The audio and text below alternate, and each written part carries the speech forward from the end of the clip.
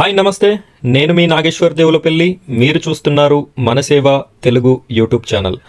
Friends, మొదటిసారిగా మన ఛానల్ని విజిట్ చేస్తున్నవారు ఈ వీడియోకి ఒక లైక్ చేయండి. అదేవిధంగా మన ఛానల్ని సబ్స్క్రైబ్ చేసుకోండి. సబ్స్క్రైబ్ పక్కన ఉన్నటువంటి బెల్ ఐకాన్ని ట్యాప్ చేసి ఆల్ అని సెలెక్ట్ చేసుకోండి. మీరు ఇలా చేసుకోవడం వల్ల నేను పెట్టేటటువంటి ప్రతి వీడియో కూడా మీకు నోటిఫికేషన్ రూపంలో రావడం జరుగుతుంది. ఈరోజు మన వీడియో టాపిక్ ఏంటి అంటే వీడియోలోకి వెళ్ళిపోదాం ఫ్రెండ్స్. ఇక్కడ చూడొచ్చు, అంగన్వాడీ ఉద్యోగాల భర్తీ మన ఈరోజు టాపిక్. ఏపీ మరియు తెలంగాణ రాష్ట్రాలకి సంబంధించినటువంటి ఇన్ఫర్మేషన్ నేను చెప్పబోతున్నాను. మనం ఎప్పుడు నోటిఫికేషన్ వస్తుంది, అవి ఏ విధంగా అప్లై చేసుకోవాలి, అలాగే సెకండ్ పాయింట్ వచ్చేసి క్వాలిఫికేషన్ ఎంత ఉండాలి, ఎంత చదువుకున్న వాళ్ళకి ఈ అంగన్వాడీ ఉద్యోగాలని అప్లై చేసుకునే అవకాశం ఉంది. థర్డ్ వన్ వచ్చేసి ఏం సర్టిఫికెట్స్ ఉండాలి, ఇది అప్లై చేసుకోవడానికి మనం ఏం సర్టిఫికెట్స్ ఉండాలి, అదేవిధంగా ఏపీలో ఏ విధంగా అప్లికేషన్ ప్రాసెస్ ఉంటుంది మరియు తెలంగాణలో ఏ విధంగా అప్లికేషన్ ప్రాసెస్ ఉంటుంది అని చెప్పేసి నేను పూర్తి ఇన్ఫర్మేషన్ అనేది ఈ వీడియోలో మీకు ఎక్స్ప్లెయిన్ చేయడం జరుగుతుంది. వీడియోని స్కిప్ చేయకుండా మీరు చివరి వరకు చూసినట్టయితేనే నేను చెప్పేటటువంటి ప్రతి ఇన్ఫర్మేషన్ అనేది మీకు క్లారిటీగా అర్థం అవ్వడం జరుగుతుంది. కాబట్టి వీడియోని స్కిప్ చేయకుండా చివరి వరకు చూడండి.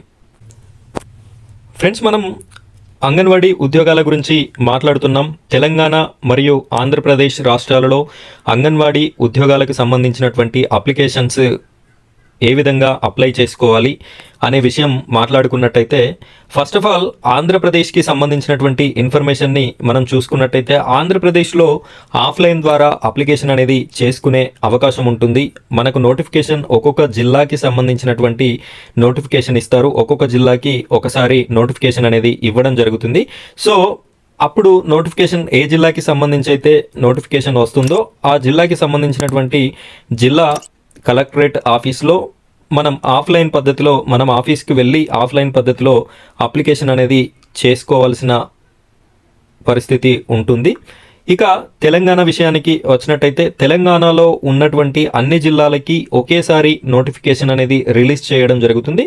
అదేవిధంగా తెలంగాణలో ఆఫ్లైన్ పద్ధతి ఏముండదు, కంపల్సరీ ఆన్లైన్ పద్ధతి ఉంటుంది. కంపల్సరీ మనం మీ సేవకి కానీ నెట్ సెంటర్కి కానీ వెళ్ళేసి ఈ అంగన్వాడీ ఉద్యోగాలకి అప్లై చేసుకునేటటువంటి అభ్యర్థులు ఎవరైతే ఉన్నారో వారంతా కూడా ఆన్లైన్లో అప్లికేషన్ చేసుకునే అవకాశం అయితే ఉంది ఫ్రెండ్స్.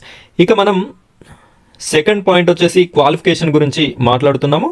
ఈ క్వాలిఫికేషన్కి సంబంధించిన ఇన్ఫర్మేషన్ అయితే రెండు రాష్ట్రాలలో కూడా ఈక్వల్గా ఉంది. తెలుగు రెండు రాష్ట్రాల్లో, ఆంధ్రప్రదేశ్ మరియు తెలంగాణ రాష్ట్రాల్లో రెండింటిలో కూడా క్వాలిఫికేషన్ అనేది ఈక్వల్గా ఉంది. మనం ఒకసారి ఆ క్వాలిఫికేషన్కి సంబంధించి కూడా ఒకసారి మాట్లాడుకుందాం. మనం ఫస్ట్ ఆఫ్ ఆల్ వచ్చేసి ఇందులో అంగన్వాడీ టీచర్ పోస్ట్ అనేది నోటిఫికేషన్లో ఉండడం జరుగుతుంది. కాబట్టి అంగన్వాడీ టీచర్ గురించి మాట్లాడుకున్నట్టయితే, అంగన్వాడీ టీచర్కి ముఖ్యంగా ఉండాల్సిన క్వాలిఫికేషన్ 12వ తరగతి ఉత్తీర్ణత సాధించి ఉండాలి. 12వ తరగతి కంపల్సరీ పాస్ అయి ఉండాలి. అదేవిధంగా మీరు ఏ విలేజ్లో అయితే అప్లై చేయాలి అనుకుంటున్నారో ఆ విలేజ్ యొక్క కోడలు అయి ఉండాలి.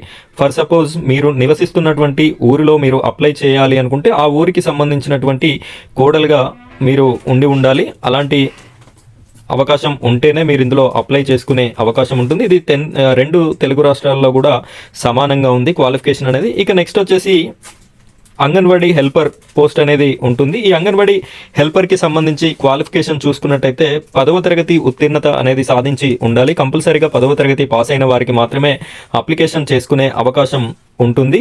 అయితే దీనితో పాటు వీరు కూడా ఏ గ్రామానికి సంబంధించి అంగన్వాడీ హెల్పర్ కోసం అప్లై చేస్తారో ఆ గ్రామానికి సంబంధించినటువంటి కోడలుగా ఉండాలి.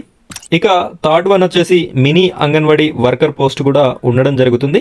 అయితే ఇవి నోటిఫికేషన్లో చాలా తక్కువ ఉంటాయి, ఉన్నప్పటికీ కూడా అక్కడొకటి ఉంటాయి. కాబట్టి దీనికి సంబంధించిన క్వాలిఫికేషన్ కూడా మనం మాట్లాడుకున్నట్టయితే సేమ్ అంగన్వాడీ హెల్పర్ లాగానే 10వ తరగతి ఉత్తీర్ణత సాధించి ఉండాలి. మరియు మీరు ఏ విలేజ్కి అయితే అప్లై చేస్తారో ఆ విలేజ్కి కోడలు అయి ఉన్నట్టయితే మినీ అంగన్వాడీకి అప్లై చేసుకునే అవకాశం అనేది ఉంటుంది. ఇక్కడ థర్డ్ వన్ ఇంపార్టెంట్ ఆప్షన్ వచ్చేసి ఏంటి అంటే, ఈ అప్లై చేసుకోవడానికి మన దగ్గర ఏమేం సర్టిఫికెట్స్ ఉండాలి అని మాట్లాడుకున్నట్టయితే ఈ సర్టిఫికేట్స్కి సంబంధించి నేను క్లారిటీగా మీకు ఇన్ఫర్మేషన్ అనేది చెప్పడం జరుగుతుంది. దానితో పాటు మీకు నేను ఇచ్చే సజెషన్ ఏంటి అంటే ఈ సర్టిఫికేట్స్ నేను ఇప్పుడు ఏమేం కావాలి అనేది క్లారిటీగా చెప్తాను. చెప్పిన తర్వాత మీరేం చేస్తారంటే నోటిఫికేషన్ వచ్చిన తర్వాత ఎక్కువ డేస్ అనేది సమయం ఉండకపోవచ్చు. మ్యాక్సిమం ఆన్లైన్ ప్రాసెస్కి ఒక 10 days టైం ఉంటుంది. అదేవిధంగా ఆఫ్లైన్ ప్రాసెస్కి 10 days కూడా ఉండే ఛాన్స్ ఉండదు. ముఖ్యంగా ఏపీ వాళ్ళు చాలా అలర్ట్గా ఉండాల్సిన సమయం. ఎందుకంటే మీకు చాలా తక్కువ డేస్ ఉంటుంది. ఏ జిల్లాలో అయితే నోటిఫికేషన్ వస్తుందో ఆ జిల్లాకి సంబంధించి ఒక్కొక్కసారి 2-3 రోజులు మాత్రమే సమయం ఇవ్వడం జరుగుతుంది. కాబట్టి మీరు ముఖ్యంగా మీకు కావలసినటువంటి సర్టిఫికెట్స్ని ముందుగా ప్రిపేర్ చేసి పెట్టుకోండి. తెలంగాణ వాళ్ళు కూడా మీకు 10 రోజులే టైం ఉంటుంది. కాబట్టి మీరు కూడా కావలసిన సర్టిఫికెట్స్ అనేది ముందుగానే తయారు చేసి పెట్టుకోవడం చాలా ఉత్తమం. ఫర్ ఎగ్జాంపుల్ తెలంగాణ, ఏపీ ఎవరైనా ఒకసారి ఆలోచించండి. మనకి ఒక క్యాస్ట్ సర్టిఫికేట్ కావాలి అనుకుందాం. ఆ క్యాస్ట్ సర్టిఫికేట్ కావాలి అంటే మ్యాక్సిమం ఒక 15 days 20 days టైం పడుతుంది.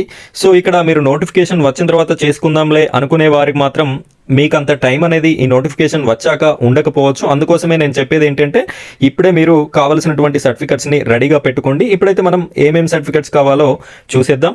మొదటగా మనకు కావాల్సింది రెసిడెన్స్ సర్టిఫికెట్, నివాసం సర్టిఫికెట్ అంటారు కదా. రెసిడెన్స్ సర్టిఫికెట్ అనేది కంపల్సరీ కావాలి. మీరు ఎక్కడైతే నివసిస్తున్నారో దానికి సంబంధించిన certificate first of all ready చేసుకోవాలి. ఇది మీ సేవలో అప్లై చేసుకున్నట్టయితే రెవెన్యూ ఎంఆర్ఓ గారు, మండల్ రెవెన్యూ ఆఫీసర్ దీన్ని శాంక్షన్ అనేది చేయడం జరుగుతుంది. మీ సేవ ద్వారా మనం ఈ సర్టిఫికెట్ని తీసుకునే అవకాశం ఉంటుంది. ఇక నెక్స్ట్ వన్ వచ్చేసి క్యాస్ట్ సర్టిఫికెట్ కంపల్సరీ ఉండాలి. మీరు ఏ క్యాస్టో తెలియడానికి అదే ఆధారం కాబట్టి క్యాస్ట్ సర్టిఫికెట్ అనేది కూడా మనం మీ సేవ ద్వారా పొందడం జరుగుతుంది. ఇక థర్డ్ వన్ వచ్చేసి ఇది మహిళలను ఉద్దేశించి పెట్టిన ప్రోగ్రాం కాబట్టి మహిళలు ఎవరైనా విడో అయితే విడోకి సంబంధించిన సర్టిఫికెట్ కొన్ని జిల్లాలలో గ్రామ పంచాయతీ సెక్రటరీలు ఇవ్వడం జరుగుతుంది. కొన్ని జిల్లాలలో మున్సిపల్ అధికారులు, మరికొన్ని జిల్లాలలో మీ సేవ ద్వారా, అదేవిధంగా ఏపీ వాళ్ళకి అయితే అక్కడ ఉన్నటువంటి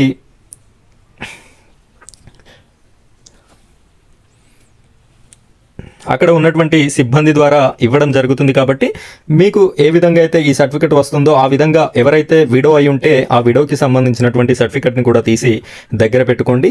నెక్స్ట్ వన్ వచ్చేసి ఎవరైనా డిజేబిలిటీ ఉన్నట్టయితే, ఫిజికల్ డిజేబిలిటీ ఎవరైనా ఉన్నట్టయితే, అంగవైకల్యం కానీ, దివ్యాంగులు కానీ ఇలాంటి వారు ఎవరైనా ఉన్నట్టయితే మీరు ఆ సర్టిఫికెట్ని కూడా తీసుకొని పెట్టుకోండి. ఎందుకంటే ఇవన్నీ కూడా మీకు మిమ్మల్ని కంపేర్ చేసేటప్పుడు మీకు ప్రిఫరెన్స్ అనేది ఇవ్వడానికి అవకాశం ఉంటుంది, విడోస్కి కానీ అలాగే ఫిజికల్ డిజేబిలిటీ ఉన్నవారికి కానీ. ఇక నెక్స్ట్ వన్ వచ్చేసి వైట్ రేషన్ కార్డు ఉండాలి.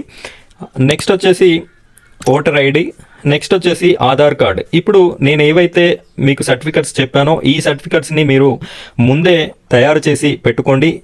అలా చేసి పెట్టుకున్నట్టయితే నేను మీకు నోటిఫికేషన్ రిలీజ్ అవ్వగానే మన ఛానల్లో వీడియో అనేది చేసి పెట్టడం జరుగుతుంది. ఈ వీడియో నేను చేసి పెట్టింది మీకు తెలియాలి అంటే మన ఛానల్ని సబ్స్క్రైబ్ చేసుకోండి. మీరు ఆ విధంగా సబ్స్క్రైబ్ చేసుకున్నట్టయితే నేను వీడియో చేసి పెట్టగానే మీకు నోటిఫికేషన్ అనేది రావడం జరుగుతుంది. ఆ విధంగా మీరు ఈ పోస్ట్ని మిస్ అవ్వకుండా అప్లై చేసుకునే అవకాశం ఉంటుంది. కాబట్టి ప్రతి ఒక్కరు కూడా మన ఛానల్ పక్కన ఉన్నటువంటి రెడ్ కలర్లో సబ్స్క్రైబ్ అని చెప్పేసి ఉంటుంది. ప్రతి ఒక్కరు కూడా సబ్స్క్రైబ్ చేసుకోండి. పక్కన ఉన్నటువంటి బెల్ ఐకాన్ని ట్యాప్ చేసి ఆల్ అని సెలెక్ట్ చేసుకోవడం ద్వారా మీకు నేను పెట్టేటటువంటి ప్రతి వీడియో నోటిఫికేషన్ కూడా రావడం జరుగుతుంది. ఈ అంగన్వాడీ నోటిఫికేషన్ రాగానే నేను వీడియో పెడతాను కాబట్టి మీరు మిస్ కాకుండా చూసి అప్లై చేసుకునే అవకాశం అనేది మీకు ఉంటుంది. ఫ్రెండ్స్, ఈ వీడియో మీకు నచ్చినట్టయితే లైక్ చేయండి. అదేవిధంగా మన ఛానల్ని సబ్స్క్రైబ్ చేయండి. మీకేమైనా ఈ వీడియోకి సంబంధించి కానీ, అంగన్వాడీకి సంబంధించి కానీ, లేదా ఇతరత్ర ఏ విషయాలకు సంబంధించి కానీ ఏమైనా డౌట్స్ ఉన్నట్టయితే నాకు కామెంట్ చేయండి. మీరు కామెంట్ సెక్షన్లో పెట్టే ప్రతి కామెంట్కి కూడా నేను చూసిన తర్వాత రిప్లై అనేది ఇవ్వడం జరుగుతుంది. కాబట్టి ప్రతి ఒక్కరు కూడా కామెంట్ చేయండి, మీ యొక్క అభిప్రాయాన్ని తెలియజేస్తారని కోరుకుంటున్నాను. Thank you friends, thank you very much.